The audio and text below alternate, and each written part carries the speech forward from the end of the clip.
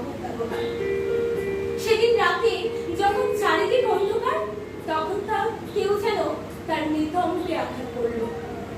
আমি অদ্বিতীয়া, রাস্তায় পড়ে থাকা এটো খাবারে বেঁচে থাকা সেই কচি মেয়েটা।